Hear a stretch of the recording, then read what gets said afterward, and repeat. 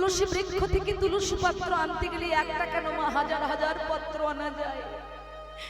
ভগবান বললেন তুলসী পত্র যদি দিতে হয় তুমি হৃদয় রূপ তুলসী পত্র আমাকে দাও ভক্ত।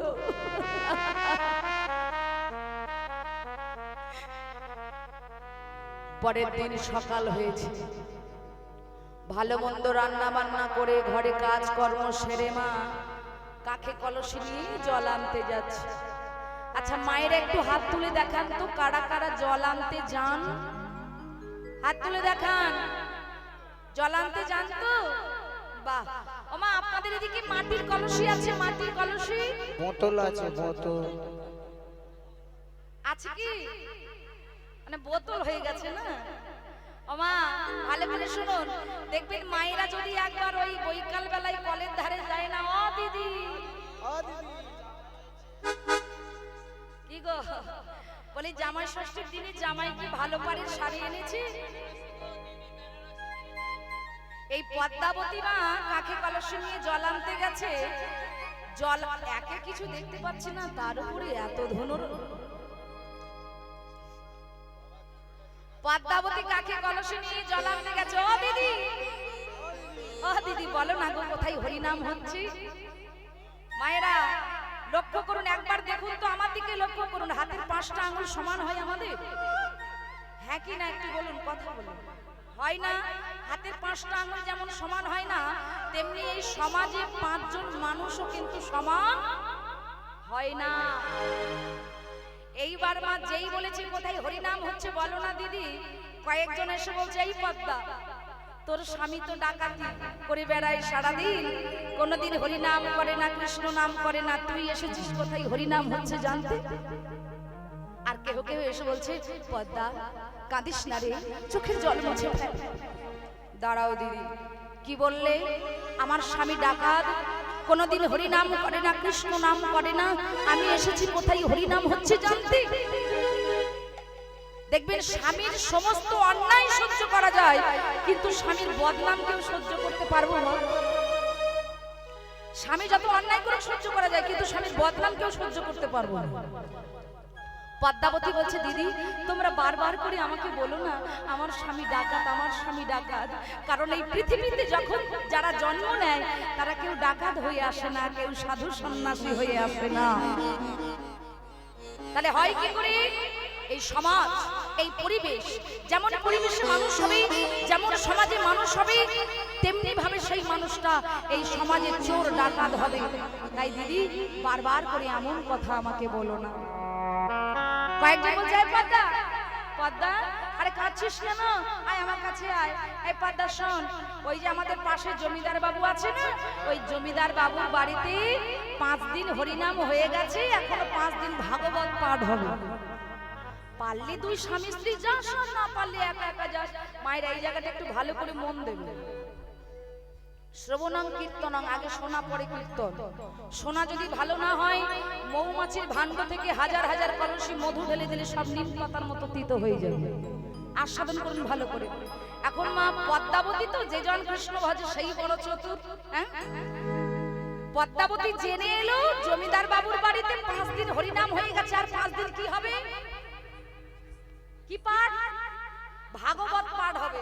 এই কথাটা শ্রবণ করে পদ্মাবতী ঘরে ফিরে এসেছে, কাঁখে কলসি ভর্তি করে জল নিয়েছে, ভালো করে কলসিটা রেখে দিয়েছে, রেখে দিয়ে এইবার আসন পেতেছে। কেন?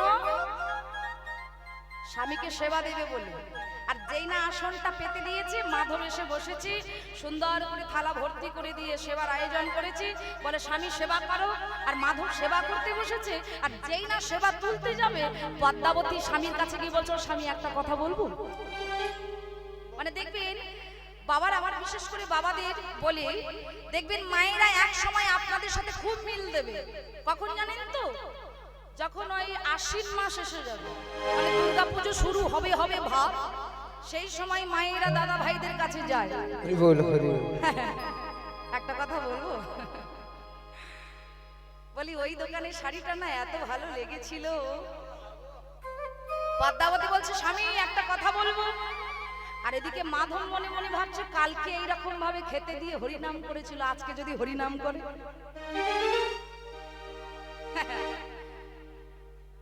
মাধব চুপ করে আছে, পদ্মাবতী বলছে স্বামী একটা কথা বলবো।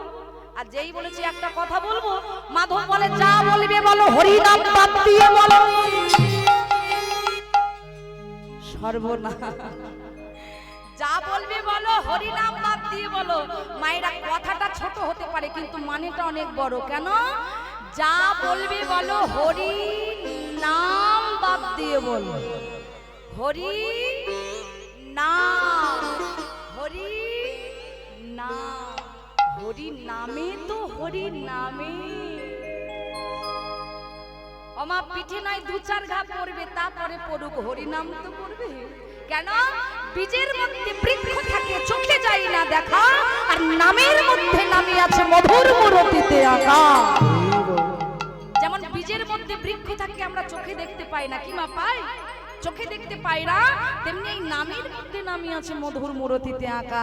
এই নাম রসনায় জপিতে জপিতেই যেদিন কৃষ্ণ নামে হৃদয় হবে, সেই দিন দেখবেন নিজ হতে হাত উপরে উঠে যাবে, বদন থেকে বেরিয়ে আসবে, হে গোবিন্দ তোমার দেহ, তোমার প্রাণ, তোমার সব কিছু তোমার চরণে সমর্পণ করলাম। তাই মা যেই বলেছে স্বামী একটা কথা বলবো, মাধব বলে যা বলবে বলো, হরি নাম বাদ দিয়ে বলো।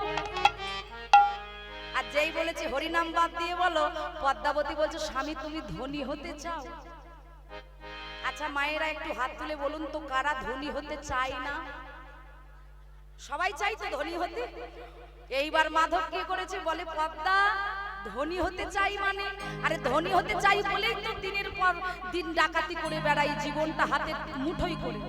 বলে স্বামী আজ আমি তোমার এমন ধনের সন্ধান দেব, 20 বছর যদি পায়ের উপরে পা তুলে আয়েশ করে বসে বসে খাও, এই ধন তোমার ফুরাবে না।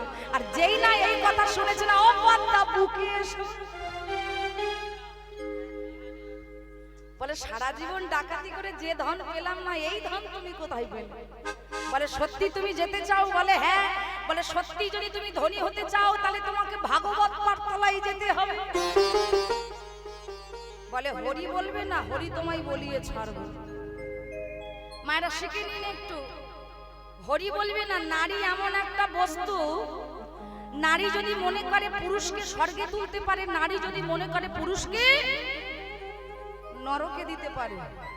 হরি বলে একটু উলুধ্বনি হবে কি? বাহ! ও নারী একবার যদি স্বর্গে তোলে, ও নারী একবার যদি স্বর্গে তোলে, ও নারী পদে পাতালে পাঠায়। উলুটা বন্ধ হয়ে গেলে হবে। নারীর মনে বোঝা বড় দায়, নারীর মনে বোঝা বড় দায়, নারীর মনে বোঝা বড় দায়, নারীর মনে বোঝা বড় দায়। ও নারী একবার যদি স্বর্গে তোলে, একবার যদি স্বর্গে তোলে, মনে পাতালে পাঠায়। নারীর মনে বোঝা বড় দায়, নারীর মনে বোঝা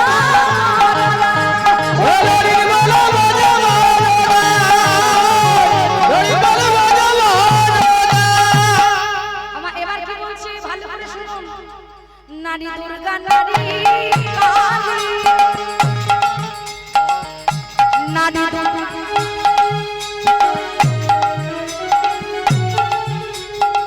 নারী দুর্গা, নারী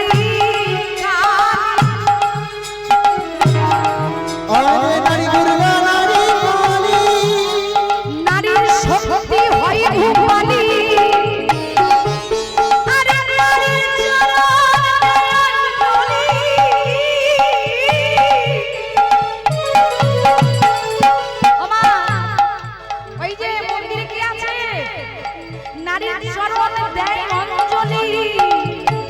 দেহি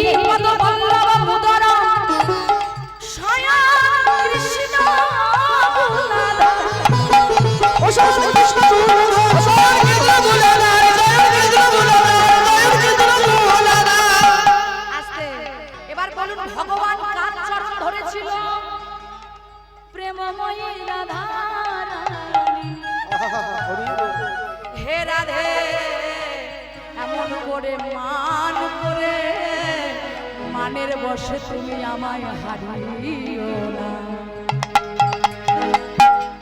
আর কি হলো মা? ও নারীর পদতলে শুয়ে আছে, নারীর পদতলে শুয়ে আছে। এবার বলুন কে শুয়ে আছে? মহাকাল। আর এই মহাকালী সতী হয়েছিল ওই বুকের ওপরে চরণ দিয়ে। তবে মায়েরা খবরদার আসতে বাড়িতে গিয়ে চেষ্টা করবেন না। ওই নীলিমা এসে বলে গেছে বাড়িতে গিয়ে চেষ্টা করে দেখবো, খবরদার। নারীর পদতলে শুয়ে আছে, নারীর পদতলে শুয়ে আছে। আরে স্বয়ং ভোলা মহেশ্বর। উলু কই? নারীর মনে বোঝা মনে না, মনে বোঝা মনে না, মনে বোঝা মনে না, মনে বোঝা মনে না, মনে বোঝা মনে না, মনে বোঝা মনে না, মনে বোঝা। আস্তে আস্তে ও মা বলে স্বামী, বলে বলো, বলে সত্যি ধনী হতে চাও তো? বলে হ্যাঁ। বলে তাহলে ভাগবত পাঠতলায় যেতে হবে। মায়েরা ভালো করে শুনুন আস্তে। দেখবেন এই জগতে স্বামী স্ত্রীর ভালো চাইবে, স্ত্রী স্বামীর ভালো চাইবে, মা সন্তানের ভালো চাইবে, সন্তান বাবা মায়ের ভালো চাইবে। কি পাড়ার লোকেরা কেউ ভালো চাইবে? বলছে স্বামী দেখো আমি তোমার স্ত্রী, আমি ছাড়া তোমার কেউ ভালো চাইবে না। ও স্বামী এই এখুনি দেখে এলাম গো, জমিদার বাবুর বাড়িতে ভাগবত পাঠ হচ্ছে, আর বড় বড় বাড়ির বউ তাদের হাতে সোনা, গলায় সোনা, কানে সোনা, আর ডাকাত নামে যা নাম আছে না তোমার, বলতে লাগবে না। যেই না এই কথা বলেছে মাধব বলছে পদ্মা বলো কি? না ভাগবত পাঠতলায় যাব, কিন্তু টিপটা তো মন্দ বলো। ও পদ্মা আমি ভাগবত পাঠতলায় যাব। এই বস্তা দাও। আমার দু চারটে বস্তা নিয়েছে, যেই না যাবে মানে যাবে পিছন থেকে ডেকে বলছে স্বামী ভালো করে শুনে যাও। বলি শুধু গেলে হবে না, মানে ওই ভাগবত পাঠতলায় দেখে এলাম চারিদিকে প্যান্ডেল দিয়ে ঘেরা আছে, আর সামনে একটা দরজা আছে, ওই দরজার সামনে দুজন লাঠি নিয়ে দাঁড়িয়ে আছে। এদের কি বলে জানো? লাঠিয়াল বলে, লাঠিয়াল। মানে যে হরিনাম করে তাকে যেতে দেয়, আর যে হরিনাম করে না ওই লাঠির বাড়ি মারতে মারতে দূর করে তাড়িয়ে দেয়। ও মাধব মনে মনে ভাবছে সর্বনাশ, আমি যদি হরিনাম না করি তাহলে এত সোনা দানা পাবো না। ও পদ্মা একটু হরিনাম শেখাবে আমার? পদ্মাবতী বলছে তুমি হরিনাম শিখবি? বলো হ্যাঁ হ্যাঁ হরিনাম শিখবো। ভালো করে হরিনাম শিখিয়ে পড়িয়ে পাঠিয়ে দিয়েছি ভাগবত পাঠতলায়।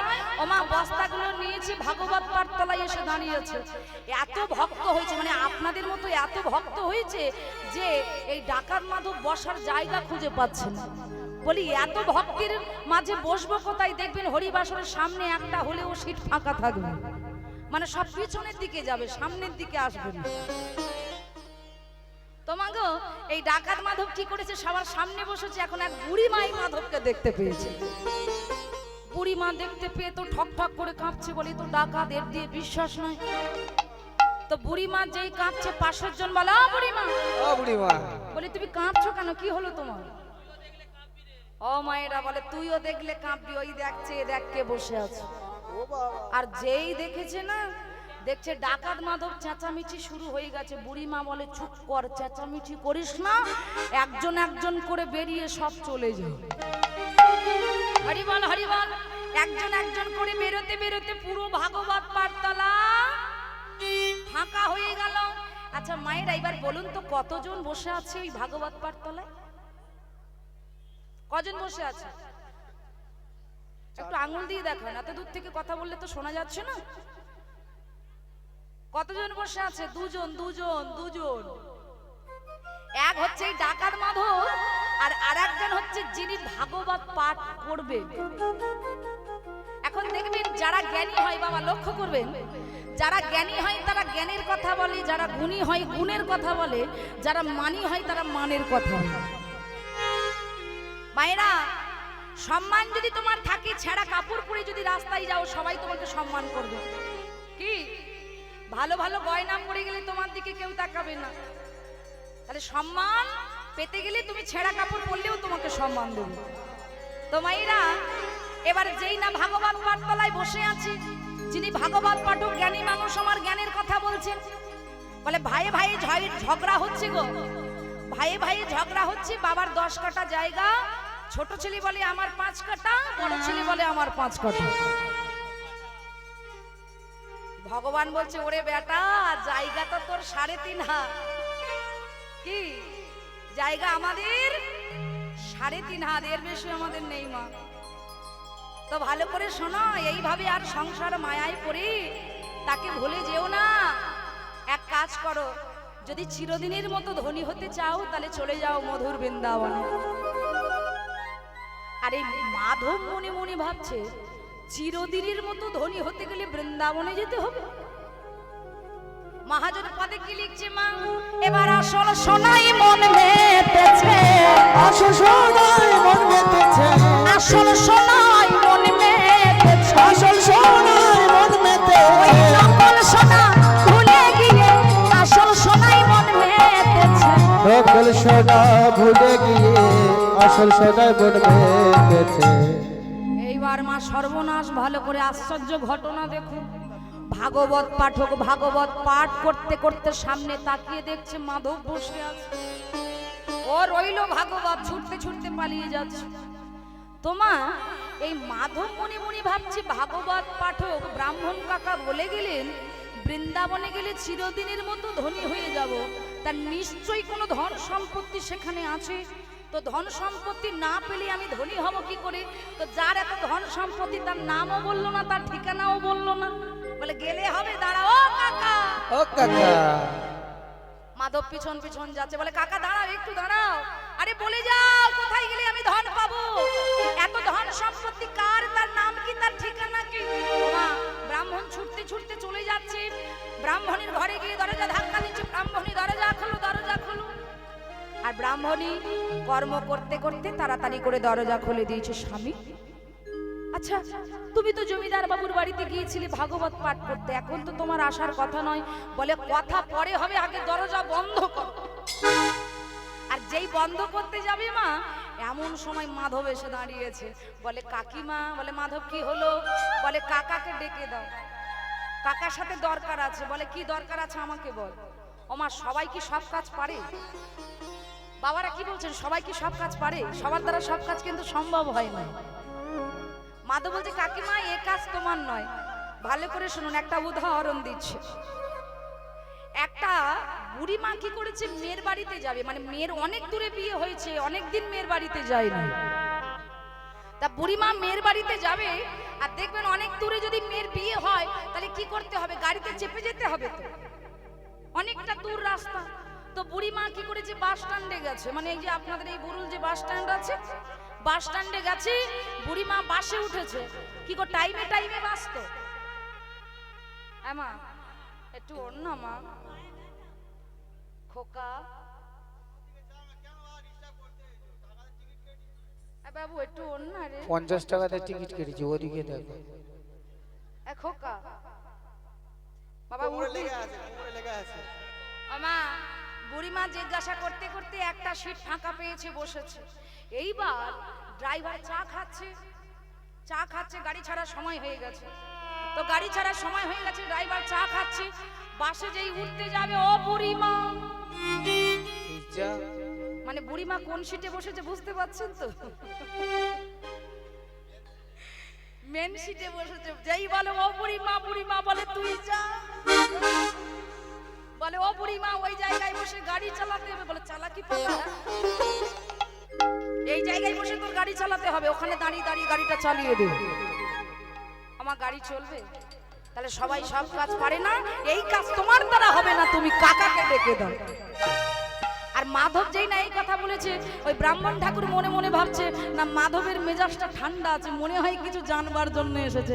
হ্যাঁ মাধব কি হয়েছে বল। বলে কাকা তুমি বললে বৃন্দাবনে গেলি আমি এত ধন সম্পত্তি পাবো, চিরদিনের মতো ধনী হব, তো যার এত ধন সম্পত্তি তার নামটাই তো বললেন, তার ঠিকানাটা দিলে না। বলে ও তুই বৃন্দাবনে যাবি? বলে আরে এই জন্যই তো তোমার পেছন পেছন ছুটলাম। বলে সত্যি তুই বৃন্দাবনে যাবি? বলে হ্যাঁ কাকা।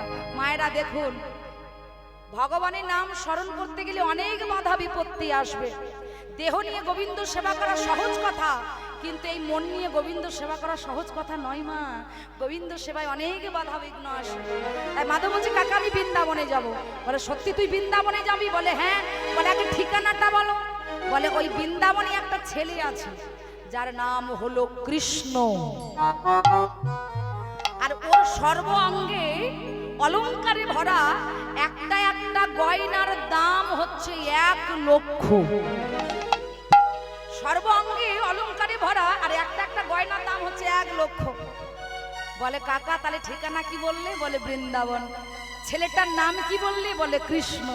বলে কাকা তাহলে এবার আমি চলে যাচ্ছি, আর আমার কিছু জানার নেই। ঠিক আছে, নাম কি? কৃষ্ণ। কৃষ্ণ কৃষ্ণ। ও পদ্মা পদ্মা পদ্মা, দরজা খুলে দাও। আমি কোথায় যাব জানো? আমি বৃন্দাবনে যাব রে পদ্মা, করিব কৃষ্ণের গহনা চুরি। তাই করি যাব রে পদ্মা, করিব কৃষ্ণের গহনা চুরি। আমি বৃন্দাবনে যাব রে পদ্মা, করিব কৃষ্ণের গহনা চুরি। আমি বৃন্দাবনে যাব রে পদ্মা, করিব কৃষ্ণের গহনা চুরি। অভাব মিটিবে স্বভাব জাগিবে, অভাব মিটিবে সব জাগবে। আমার অভাব মিটিবে স্বভাব জাগিবে, অভাব মিটিবে সব জাগবে। করিব কৃষ্ণের গহনা চুরি। আমি বৃন্দাবনে করিব কৃষ্ণের গহনা চুরি। বৃন্দাবনে যাব রে পদ্মা, করিব কৃষ্ণের গহনা চুরি। স্ত্রীর কাছ থেকে বিদায় নিয়ে খাবারের ঝোলা কাঁধে নিয়ে বৃন্দাবনে চলে যাচ্ছে। আচ্ছা আমরা কি বৃন্দাবনে যাব? যাবেন সবাই? সে দেখেই বুঝতে পারছি আপনারা যাবেন। আচ্ছা মায়েরা কারা কারা বৃন্দাবনে যাবেন হাত তুলে দিন। সবাই যাবেন তো? সবাই যাবেন? কথা দিচ্ছি যারা যারা যাবেন না জোর করে উলুধ্বনি। গেল সব জল ঢেলে। দেখেছেন বাবা কত মন দিয়ে হরিনাম শুনছে। বললাম যারা যারা যাবেন না জোর করে উলুধ্বনি করুন। ভগবানকে যারা ভালোবাসে তাদেরই ভুল হয়, যেমন আপনাদের হলো। একসাথে আমার সাথে বলুন, জোরে জোরে যেন আওয়াজ হয়, বৃন্দাবন ধামে কি। যারা হাত তুলছে না তাদের কি। হাতগুলো তুলতে হবে প্রত্যেককে, সবাই হাত তুলুন, সবাই একসাথে। বৃন্দাবন ধামে কি। ওমা এই যে হোমিওপ্যাথির মতো কাজ করলে হবে না, অ্যালোপ্যাথির মতো হতে হবে, কুইক কাজ করতে হবে।